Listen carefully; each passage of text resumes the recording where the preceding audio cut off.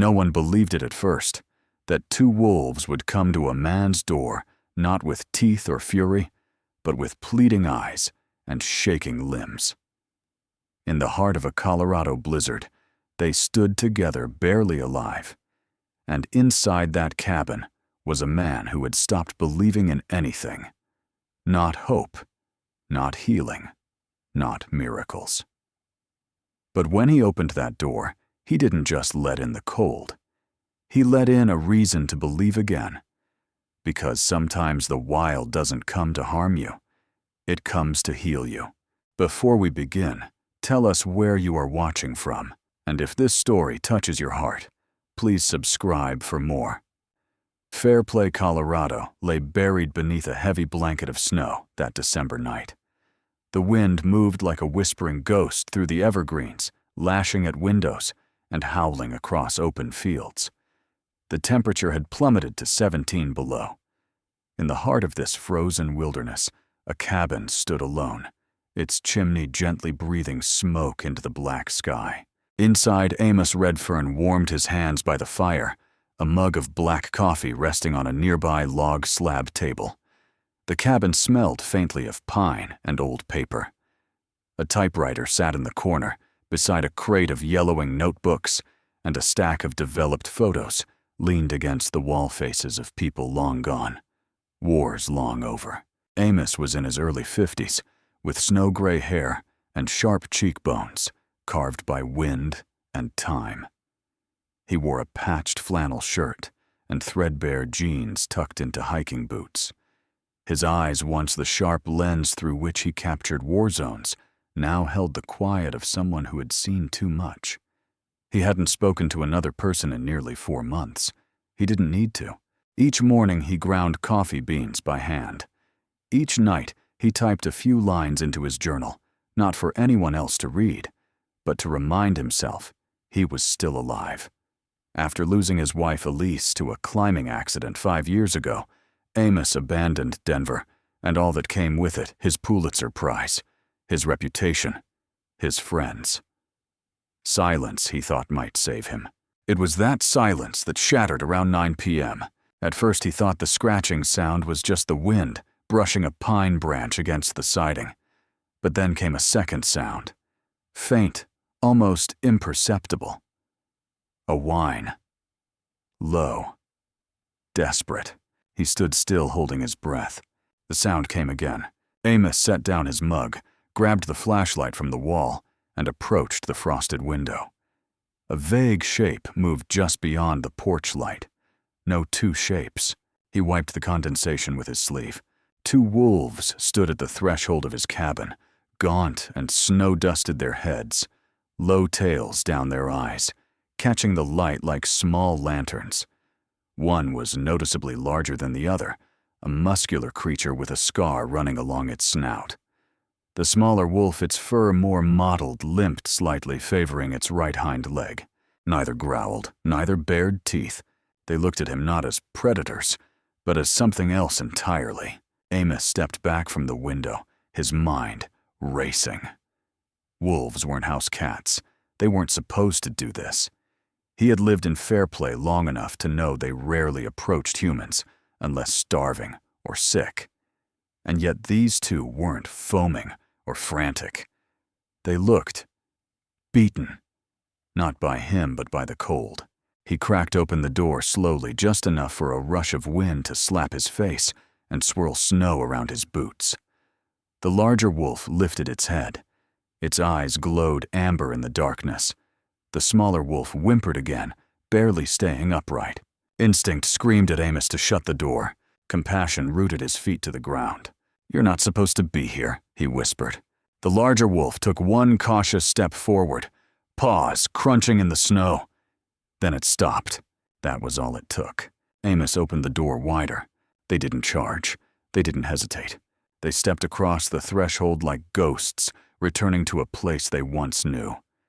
Their bodies tensed at the sudden rush of warmth inside, and for a moment, all 3 of them, man and wolves, stood still, unsure who had made the bigger mistake.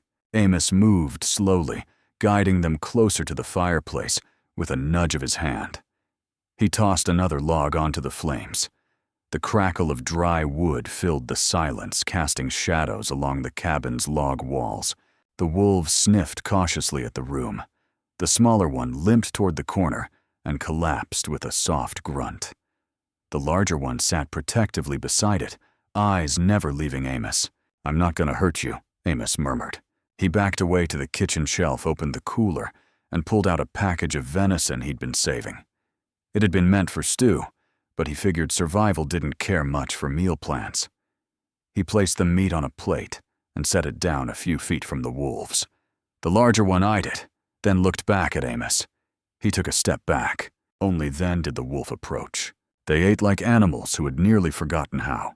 When the meat was gone, the wolves curled closer together, the smaller one's head resting on its sibling's shoulder. Amos noticed the wound, now angry and swollen at the leg joint, possibly a sprain or old injury, made worse by frostbite. He fetched an old towel and laid it near the fire. The larger wolf flinched as he approached, but didn't growl. The smaller one made no sound, only watched with weary eyes. "I'll call you Flint," he said to the big one. "And you?" He turned to the smaller, trembling figure. "Ashen." The wolves blinked but made no protest. The night deepened, and so did the cold. Outside, the wind battered the cabin, but inside the three figures huddled near the hearth, the man, the scarred protector, and the broken wanderer. Amos sat back in his chair, fingers resting on the armrest, heart heavy in his chest. He didn't know what tomorrow would bring. But in that fragile moment, something had shifted. He wasn't alone anymore. By morning, the storm had eased, but the world outside Amos Redfern's cabin remained frozen in silence. The windows were fogged with breath and frost, and snow pressed against the walls like a muffled drumbeat. The cold hadn't left. It had merely settled. Inside, however, a fragile warmth lingered. Amos stirred from his chair, his back stiff from sleeping upright. The fire had burned low, its embers pulsing in a slow rhythm like a heartbeat under ash. On the floor, curled beside one another on a folded quilt, were the wolves. Flint, the larger one, with the scarred snout, slept lightly, ears flicking at every creak of the logs. Ashen, smaller and more delicate, lay motionless, breathing unevenly. The bandaged hind leg trembled with each breath. Amos moved slowly, careful not to startle them. He knelt near the fire, added a log, and watched the flames spring to life. The light danced across the cabin, flickering against wood grain, casting shadows across the wolf's fur. He whispered morning, though no one would answer. Flint opened one eye, then closed it again. No growl, no tension, just awareness. Amos took it as permission. He walked to the kitchen shelf and pulled a small enamel tray from the cupboard. He lined it with raw venison from the icebox, thawed enough overnight to be edible, and carried it back to the hearth. He set it down and backed away. Flint rose first, careful and deliberate, stretching his long frame before nudging Ashen gently. The younger wolf blinked, groggily, flinched, then sniffed the meat. They ate together in silence, a slow, mutual rhythm of need and survival.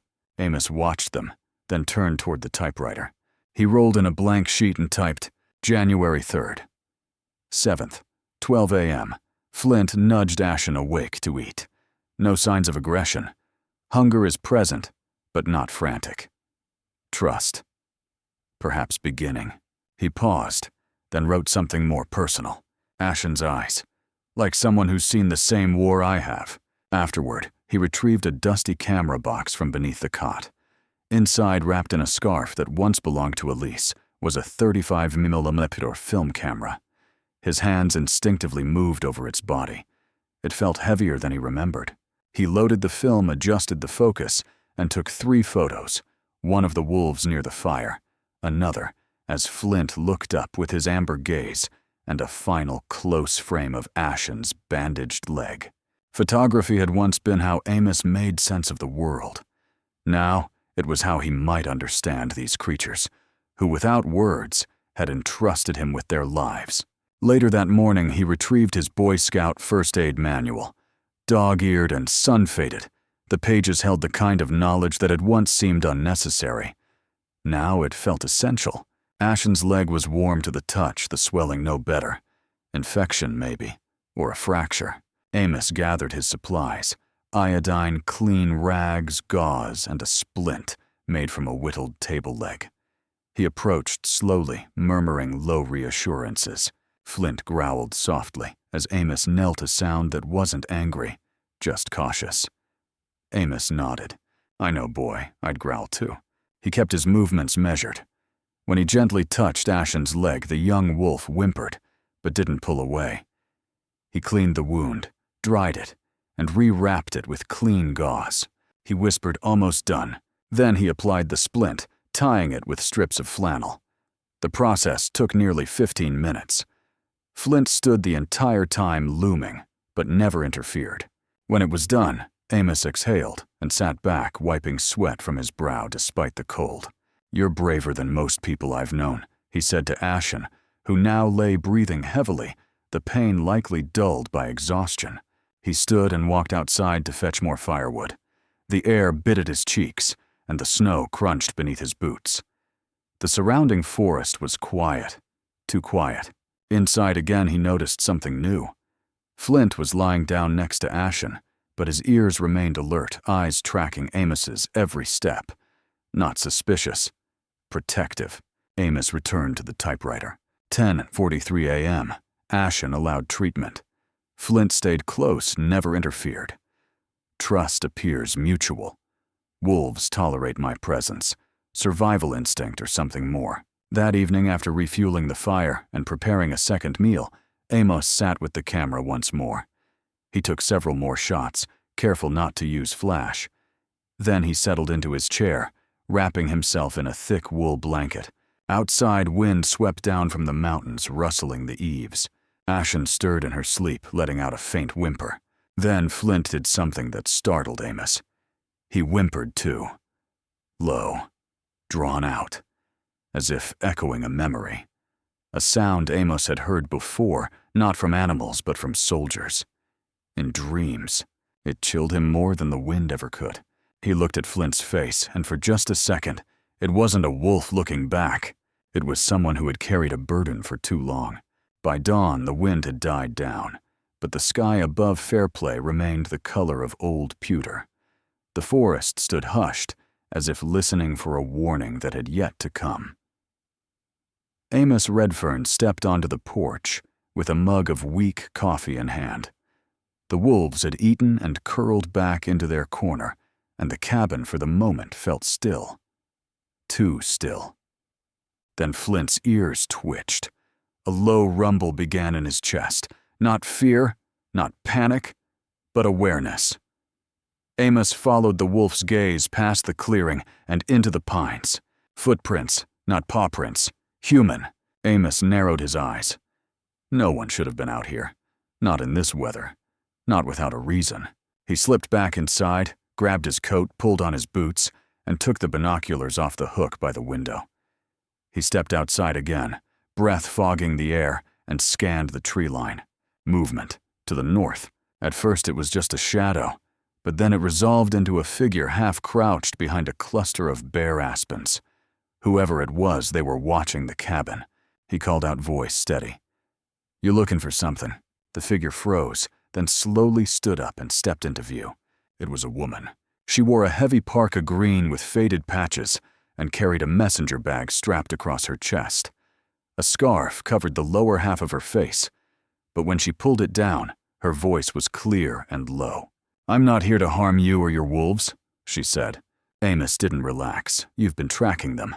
She nodded. "Yes, for 3 days." He lowered the binoculars but didn't move closer. "Name: Marin Hollis.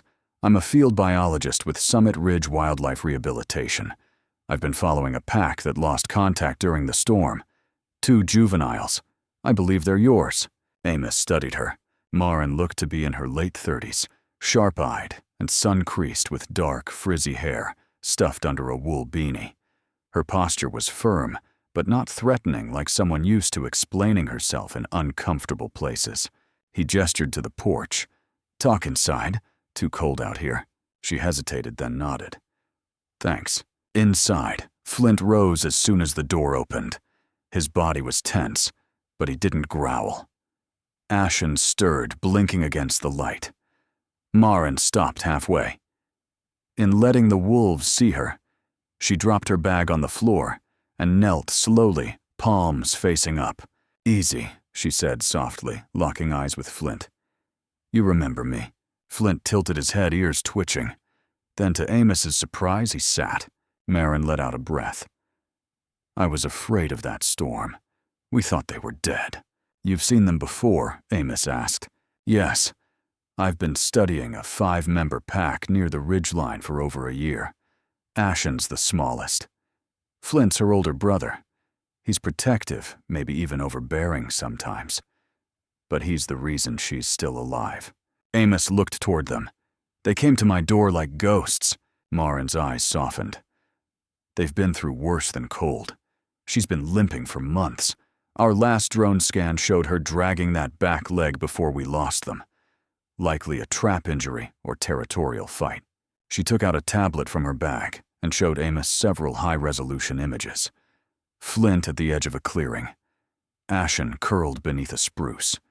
A third wolf, pale-coated, not seen since before the blizzard. "This one?" Amos asked. Maren nodded. "We called him Rhyme. Possibly a littermate, but we couldn't confirm before the storm hit. We're still looking." Amos sat back in his chair.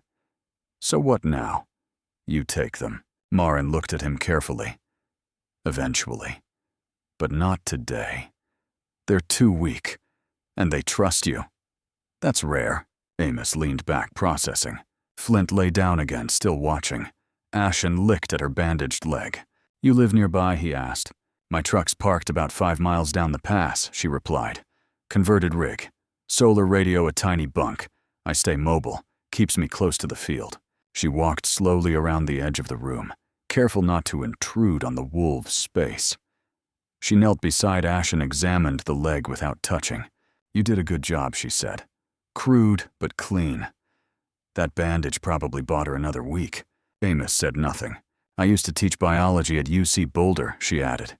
"But after I watched a pack get shot for crossing an invisible line, I left." That was the first moment Amos really looked at her. Not just the face, but the eyes, the kind that didn't blink when truth hurt. "You lost something," he said. Maren nodded. "We all did." The rest of the afternoon passed quietly. Maren radioed her team to report a partial find. They'd continue the search for Rhyme and wait for the weather to clear before attempting transport. In the meantime, she stayed. Amos offered her the cot.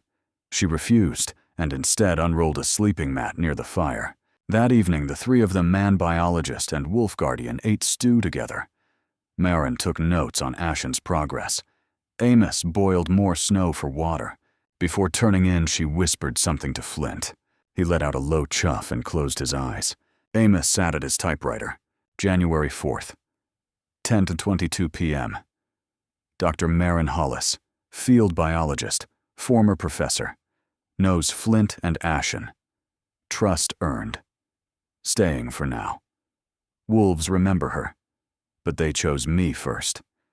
I don't know what that means yet, but I feel it matters. Outside, the trees swayed gently. Somewhere far off, a single howl cut through the night. Not Flint, not Ashen. Something else, something still searching. The air shifted with a warning. Maren smelled it before Amos heard it. The wind was rising again, low at first, but building fast, curling down from the mountains like a breath drawn too deep. The skies over Fairplay darkened by the hour, snow clouds thickening, grumbling. Inside the cabin, Amos refastened the tarp across the window. Flint paced near the door, his muscles taut.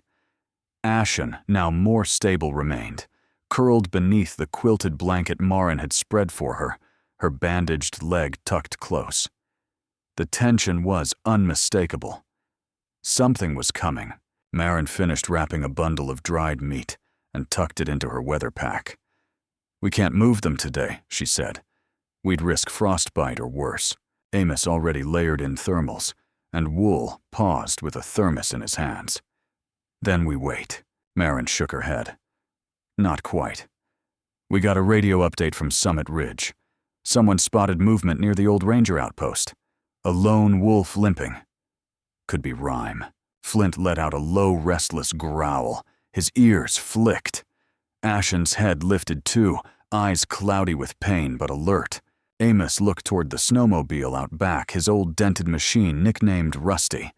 He hadn't ridden it more than a few miles in months, but the gas was still good, and the battery took a charge the night before. "I'll go," he said. Maren turned quickly. "Alone?" He gave a slow nod. "You stay with them. If it's him, he might not have much time." She studied his face, creased, determined, but soft around the eyes. Maren finally nodded. "Take the shortwave, and stick to the riverbed, less snowdrift."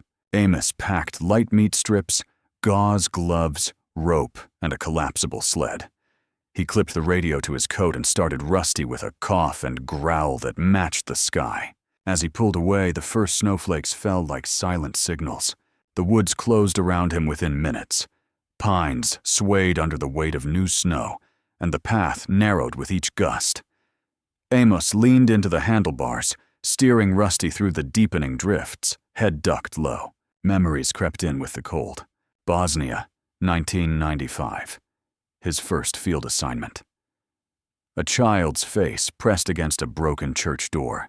Shrapnel in the wall. Smoke in the sky. He'd taken a picture, and then, without thinking, carried the boy out under sniper fire. He'd kept that photo in his wallet until the day Elise died. Like Flint finding Ashen, he muttered. Some bonds don't ask questions. An hour in near a patch of burnt cedar, he saw the tracks, narrow, erratic, spaced unevenly. Something was limping. He killed the engine and stepped off into the hush. Snow crunched underfoot like brittle paper. He followed the trail, every nerve on edge. Then he saw it. At the edge of a clearing hunched beneath a half-fallen tree was a wolf. Male. Ribs visible. Right foreleg twisted unnaturally. His coat, once pale silver, was dull and caked in ice.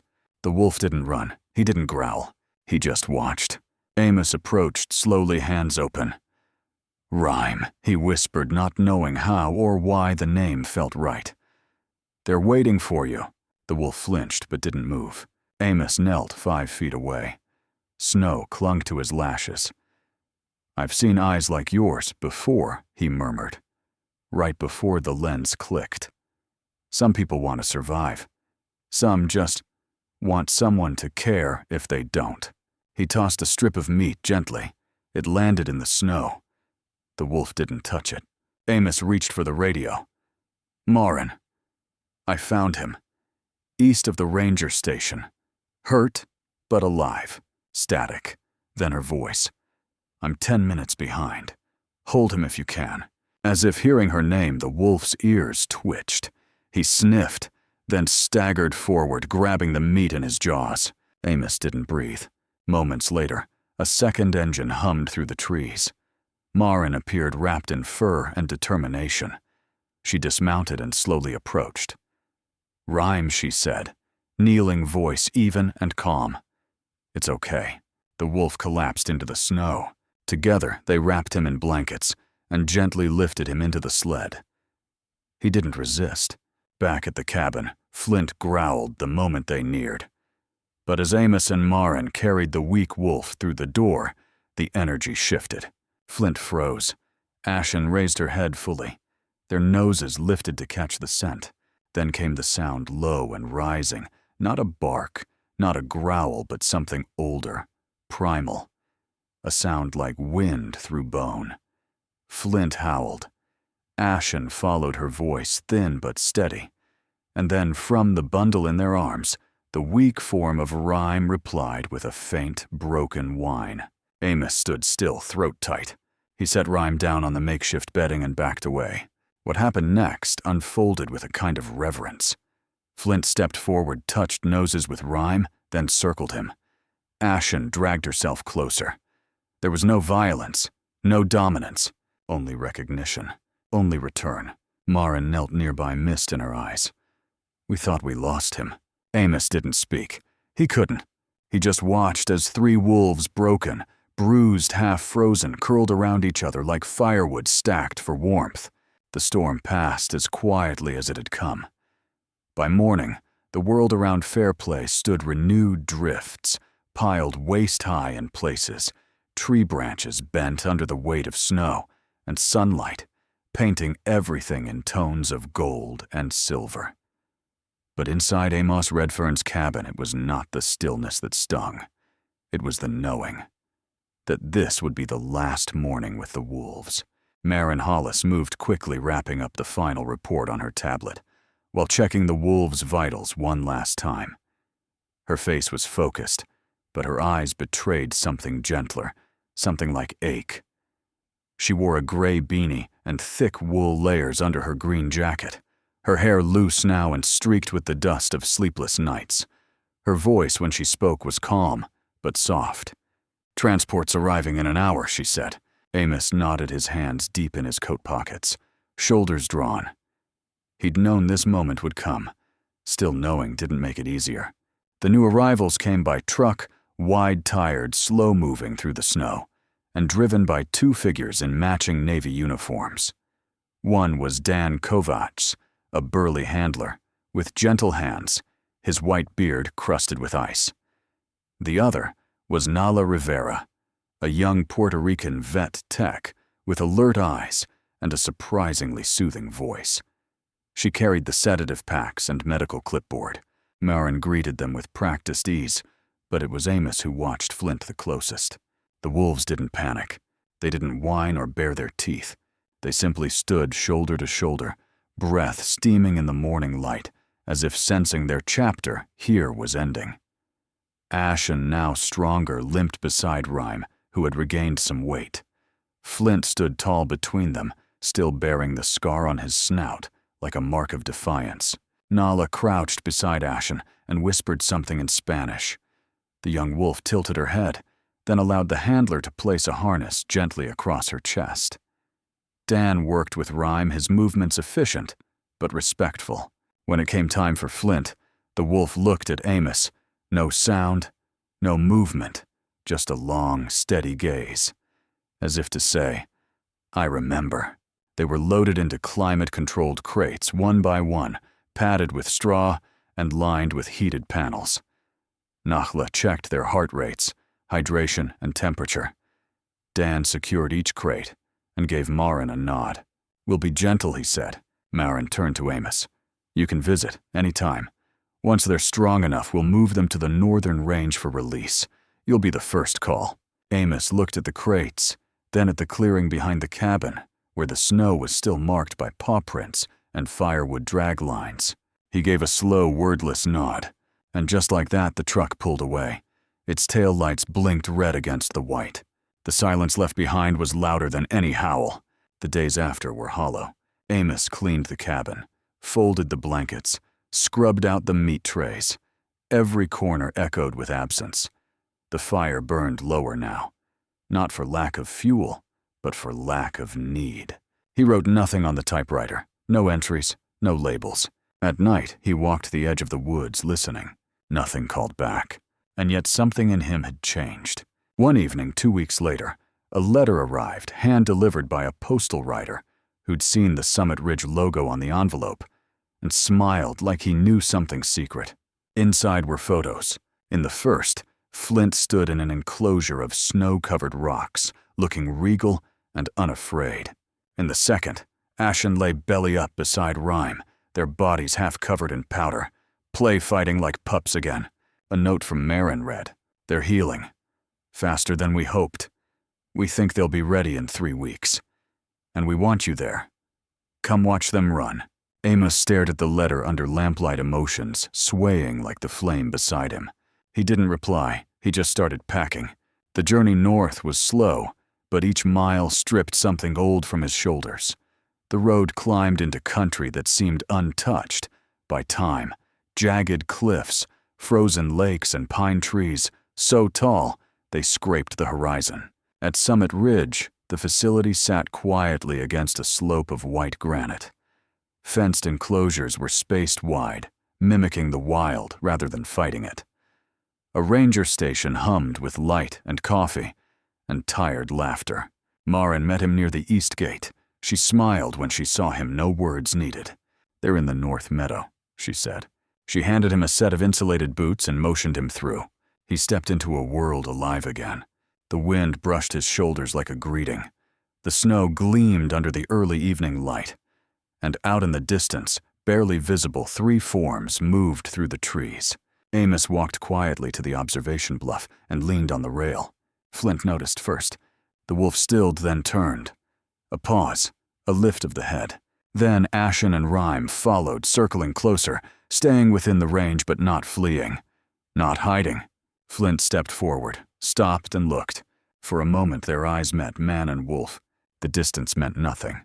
Amos raised a gloved hand, and Flint, proud and wild and wholly free, dipped his head once. Acknowledgement. Not goodbye. Just recognition. Later that evening, Amos stood alone at the edge of the bluff as the sun dropped behind the ridgelines. The sky blazed with violet and copper. Stars began to push through the cold blue above. Somewhere below the wolves ran. He could hear them, 3 sets of paws crunching snow, 3 bodies moving like wind between trees. Not pets, not possessions, but family, chosen not by birth, but by survival, by trust, by firelight, and by love that never needed words. Sometimes healing doesn't come with words. It comes in silence, in the quiet trust between 2 souls who have every reason to fear each other, yet choose connection instead. This story reminds us that even in the wildest storms, compassion can open a door. And when it does, it doesn't just save them. It saves us too. In everyday life, we often pass by those who are hurting animals. Strangers, even people close to us. What if we paused? What if we listened a little closer, or chose kindness over comfort? You never know whose life you might change. You never know when the fire you light for someone else ends up keeping your own heart warm. If this story touched, you take a moment to share it. Leave a comment with your thoughts. And don't forget to subscribe for more true-hearted stories like this one.